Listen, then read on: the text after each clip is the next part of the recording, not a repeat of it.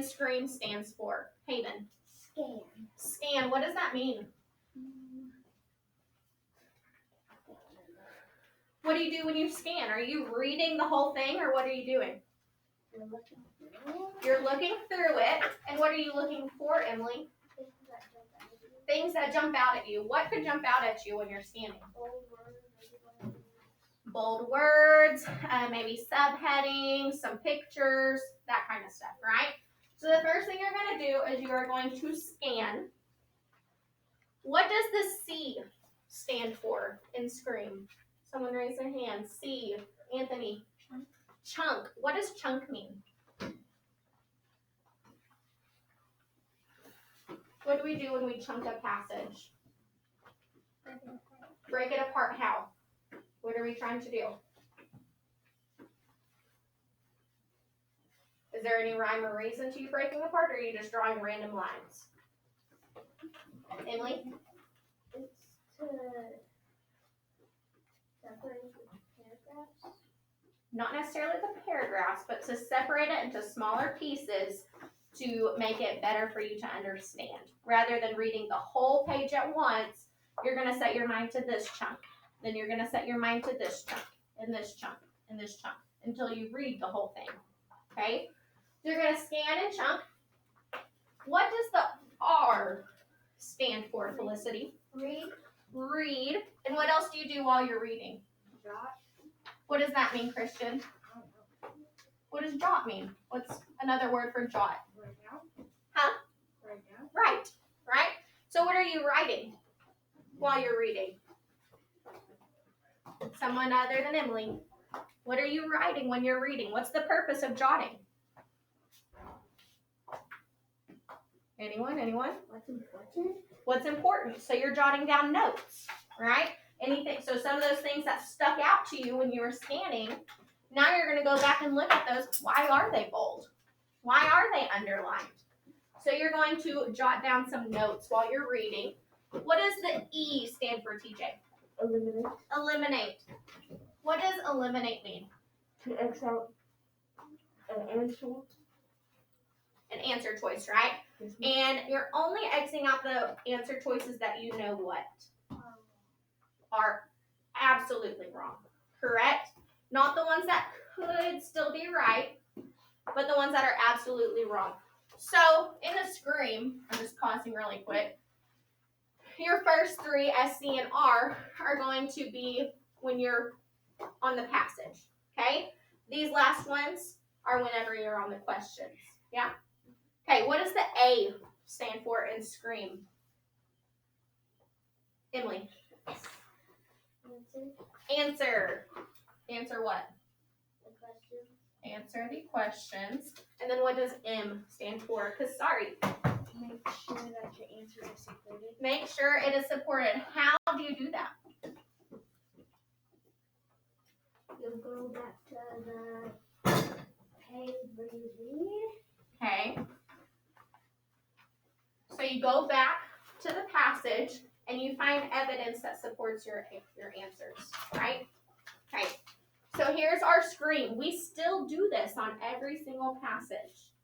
Okay? This is still part of it. But now, because we are specifically on paired texts, we have 4 steps to master paired texts. What is step 1? Anthony. Read. Read what? The first passage. Read passage 1.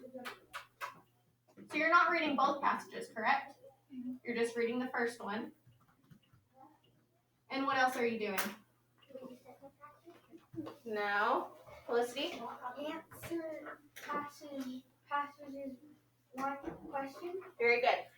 Answer questions to passage 1. Hey, Christian, I want you to come sit at this table for me so you can see. I should have done that already.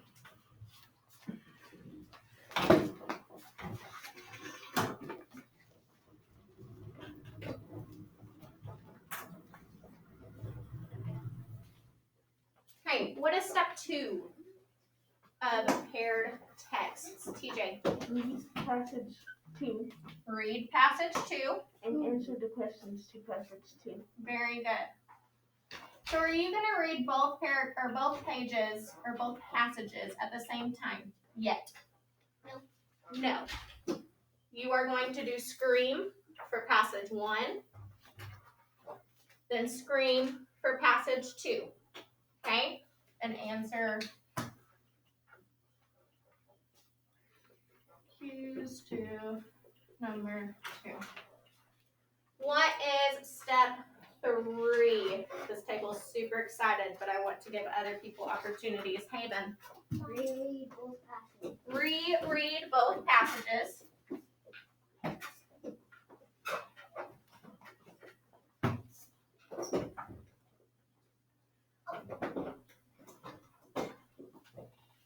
And what else in step 2 or 3? Anthony. Answer the questions to it. Yeah. What else in step 3? Emily. Answer the questions that are. TJ. Read both passages and answer the questions. No. What is step 3? We're skipping step 3. Christian. Read both passages and make connections. Boom. Okay. And make connections. You are trying to skip step 3. Okay, so you're making connections between the 2 passages. Why were these passages paired together? Okay, there's a reason. So why? You can do, when you're taking notes, you can do what is called a Venn diagram. What was a Venn diagram? Do you remember? Diagram. The thing that's like a circle. The circles, right? Where we have this circle and this circle. What does this circle mean? Something for like thing that's for that one passage and the other one for that other passage. Same. Good. So that is an easy way for you to make connections right there. You can talk about the differences between number 1, differences between number 2, and then what did they have in common? Okay? So that's how you make connections. Now, what is step 4? Kasari, do you know? Step 4. Look at step 3. It's almost the exact same.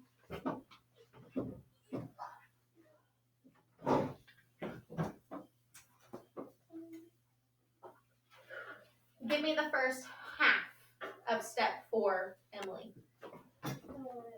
Reread both passages. Reread both passages.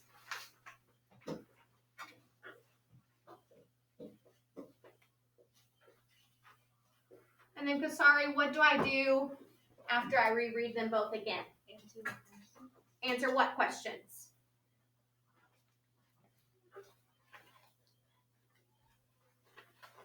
Because we've already answered these questions and these questions. So what questions do we still have left?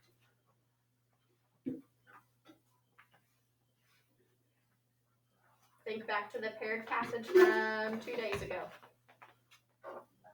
We had questions for passage 1. We had questions for passage 2. And then we had questions towards the end. And what were they focused on?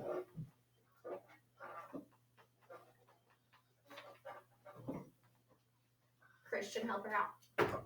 Answer questions for both of them. The questions at the end that have to do with both passages, right? Usually it's going to say use passage 1 and passage 2 to answer the following questions, or questions 10 through 12. Okay? So it tells you specifically on paired reading text what to answer the question for, or what passage it goes to. After passage 1, it says use passage 1 to answer these questions. And then you read passage 2. Use passage 2 to answer these questions. At the end, it says use both passages to answer these questions. Okay?